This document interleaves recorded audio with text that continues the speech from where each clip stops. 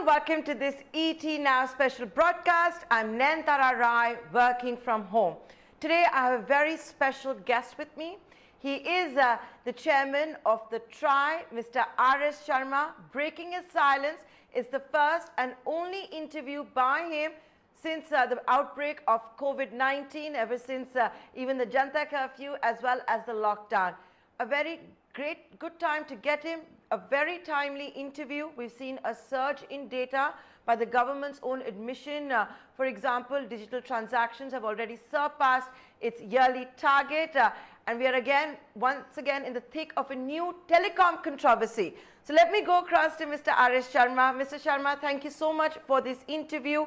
Hope you, your family and the entire team at TRAI are indeed are safe. Mr. Sharma, I'll begin with the new hot potato, the new controversy of the day. It is to do with the pausing and the halting by the telecom regulator on platinum plans of Vodafone Idea as well as Bharti Airtel. Sir, I appreciate that this has already been appealed at the TD SAT, but if I could ask you that why did the regulator feel the need to intervene on a plan that Vodafone Idea had in the market for almost 8 to 9 months?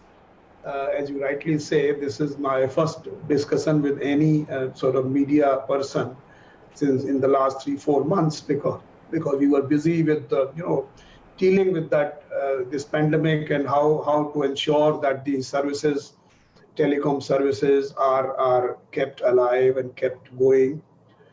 You must have realized that in these times, telecommunication has been the hero of the entire sort of pandemic, in the sense that if there was no telecommunication, we probably could not have sustained such prolonged lockdown at any other time. It is only while we were physically separate, it was only due to telecommunication that we were able to communicate with each other and sort of lead somewhat normal kind of life, mentally at least, to think that we are all connected. I must also begin by saying that the telecommunication companies have done a wonderful job in actually ensuring that the services are continued. Their people have worked. One is, I want to begin with a caveat that the matter is pending before the Honorable TD SAT, and therefore whatever I say will be without prejudice, in the sense that that should not affect our case one way or the other. Secondly, let me also say that the matter is, we have not taken a decision on the issue. We have merely said that we have certain concerns and questions about these new plans which provide priority on a wireless network to certain customers. We just want to understand the mechanics of it. How do you do that? And of course, why I can understand, because some people are to be provided larger bandwidth, so therefore they are ready to pay more money for it. But how part is the difficult one, which we are yet to understand fully. So therefore, we have asked them a few questions which have been given to them. The TSPs have been given the time to respond to those questions within a week. That week will be completed on 18th of this month. That is day after tomorrow. So that's one. Secondly, let me also talk about two of those important questions. One question is that the TSPs have claimed in their plans, and I'm not naming the TSPs nor their plans, broadly the plans may be called by any name, but the logic of the plans is that they promise to provide higher data speeds on mobile networks for those people who pay more, or who fall in a payment mode in a certain category, like postpaid payers having more than certain amount of monthly bills. The question is, and we have asked that question, how can you ensure the higher speed to those customers? And that higher speed should be quantified. It should say that I will give you X speed, because when you sell a product let's say you are selling 1 kilogram of vegetable, then you say it is 1 kilogram of vegetable. So you always quantify. So the benefits when you are making a plan must be quantified. For example, till now, I will give you 1.5 GB of data at this rate. So the GB is quantified. Similarly, in this particular plan, there is no quantification. It says that I will give you 1.5 times the speed. I will give you better speed, stuff like that. Now, let me, for your viewers, let me give a distinction between the fixed line and a wireless situation. In a fixed line, you have a dedicated pipe to your home or to your office, and therefore you can flow as much data as you want to flow, and therefore you can prescribe different data speed. But in a wireless situation, there is no wire, and everybody is connecting to a BTS, a tower. We agree that laws of physics apply in a wireless medium. It will depend how many speed one will get. Will depend on how many people are there in a tower, because it's a shared medium. It's a shared. So wireless, the BTS towers capacity is fixed. Right. If there are less number of people whose capacity to absorb data is less than the data generated by the tower, then everybody will get full speed. I got it, sir. No, but please let me complete this, because this is important. Right. You started this, so give me some time. But if there are large number of customers, how can you ensure the data speed? So that part is essentially because it's the same fixed resource. You are now promising that I will give better speeds. You can't get better. So if suppose the speed becomes 0, now you can't divide 0 into two positive numbers, right? 1.5 times and 1.5 times of 0 is also 0. So that's one part. Secondly, if it is a common pool, if it's a shared data, and you now somehow by some technology are able to take out certain data for your priority customers, then who will suffer? The people who are non-priority fellows, they will suffer. Now, have you told them? You have told them that you will provide them, bandwidth at the best efforts. Now, you are basically taking out their haq, their right, and now giving it to somebody else. As such, people are suffering from the quality of service. Now, you want to further degrade it by creating classes, especially in a situation when you can't promise anything. So these are the kind of questions which we have asked them, that how can you improve somebody's service when you don't know what service you can offer? Secondly, how can you improve somebody's service if you can without degrading the services of others? That's question number 2. And this question becomes very, very important. Just now I told you, in a COVID situation where every child is studying at home, now you said, no, somebody who can pay better will get better speed and you can be offline. You don't matter to us. That's not fair. That's not fair to existing customers, if at all you can do it. So therefore, we have raised. But sir, in the landline service also, so if I can play devil's advocate here, I take your point that it might be misleading. They may not have informed the non-priority consumers that, you will get slower speeds, or that we are giving the higher, the ones that we are charging more, better services, better speeds. But sir, even in the landline services, isn't that already the case where you actually have different pricing, where the consumer is aware that at this rate, I get this price? People generally confuse that because landline it happens, therefore it should happen in wireless. It does not happen in wireless, because in a wireless situation, the pie is fixed, the total throughput of a tower is fixed, the number of customers are variable, and then they get it at the best effort basis on the basis of sharing.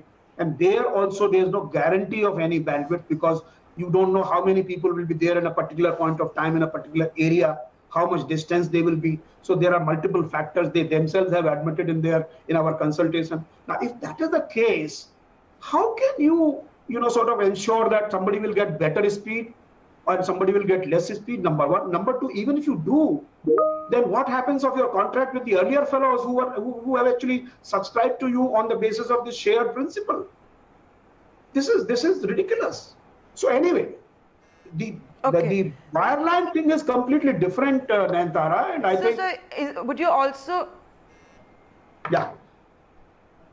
Please. Okay.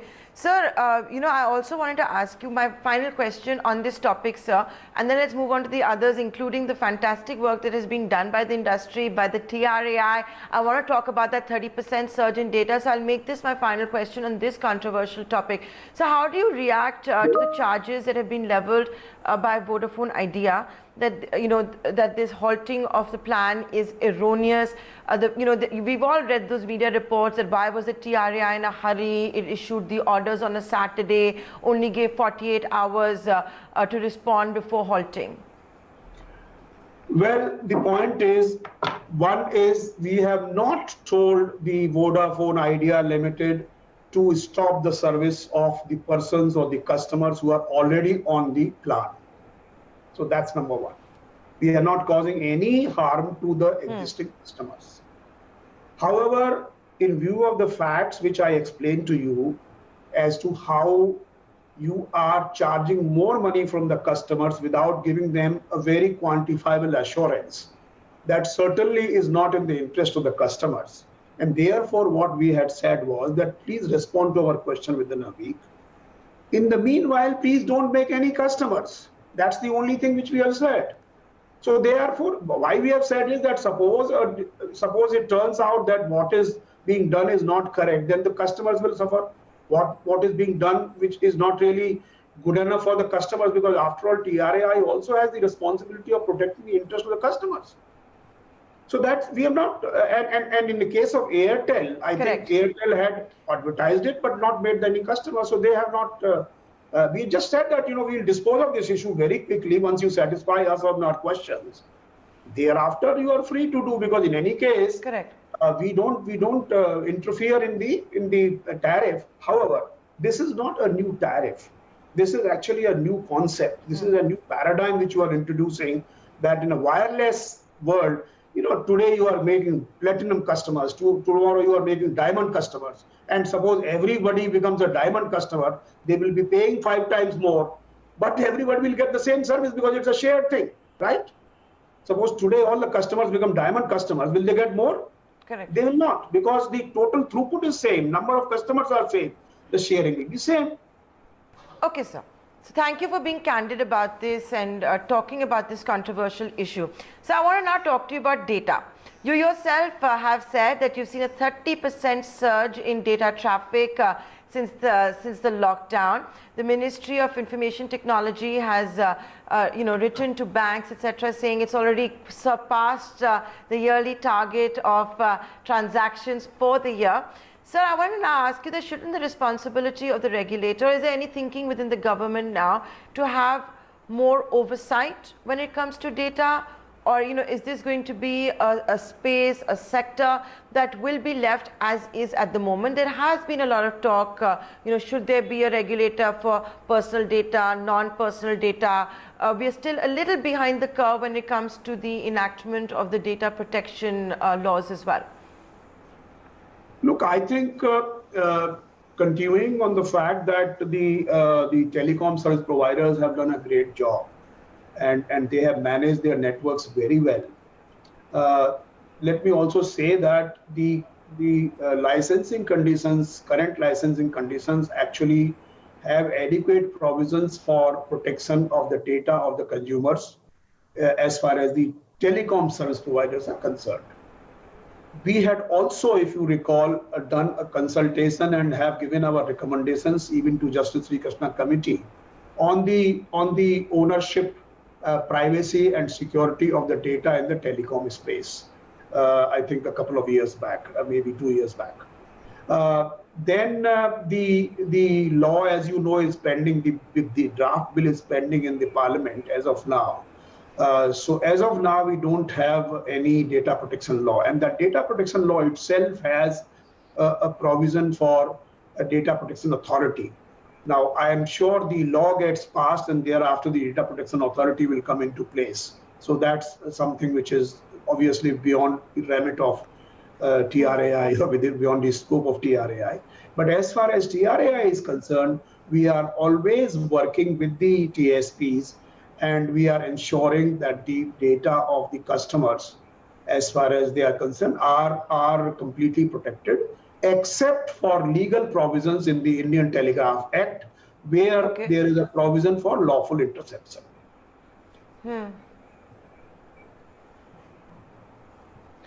So, sir, you know, the other big story that we've all been following so closely, as you also have been, the ban on the Chinese apps. You know, and it has been done so in the interest of what is being described as national interest. Sir, as a regulator, where does this leave you? Where does this leave regulatory provisions as well? Because, you know, if from today we are saying that, you know, we need to have this ban for Atmanirbhar Bharat as well as for national interest, you are also started screening investments from China that are coming in.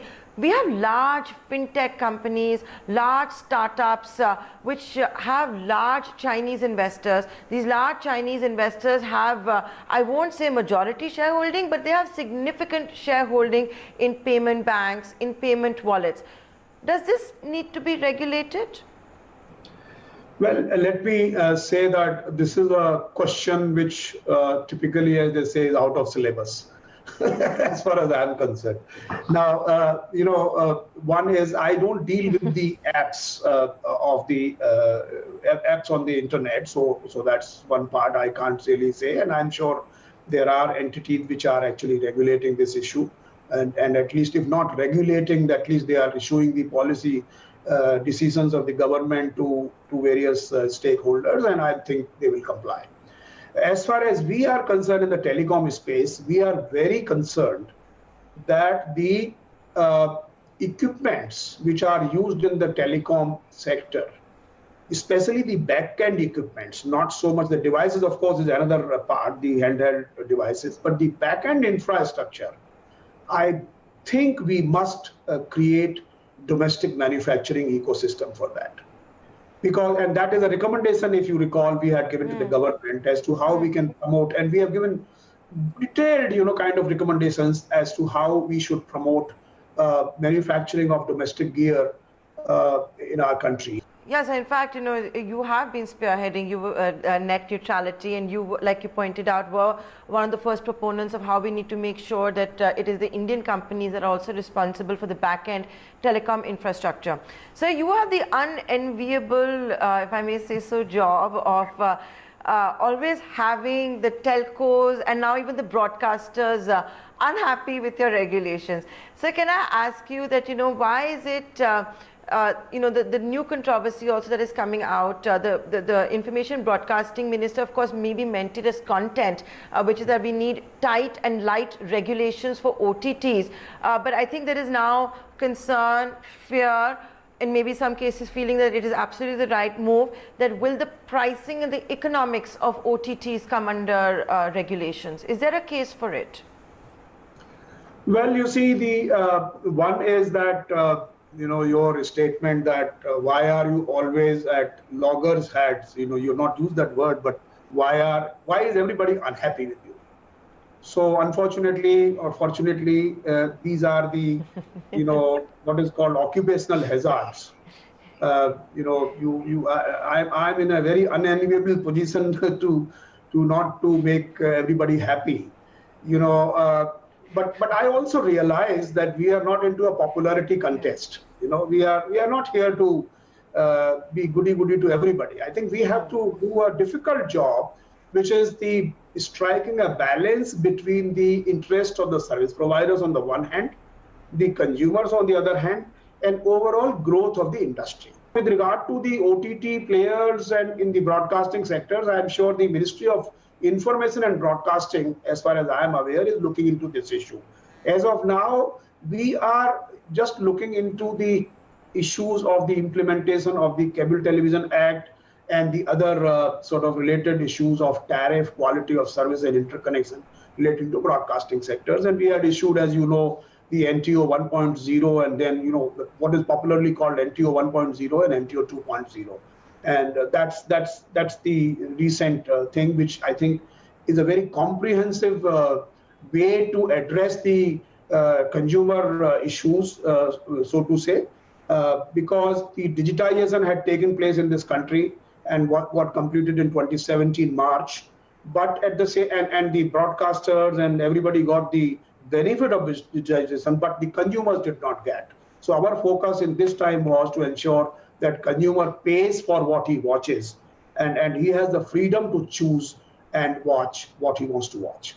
I was watching your interaction at, the Ficky Frames, where we were talking about the health of the broadcast industry, where you have seen broadcasters come under immense pressure. There's been layoffs, shoots have not been possible.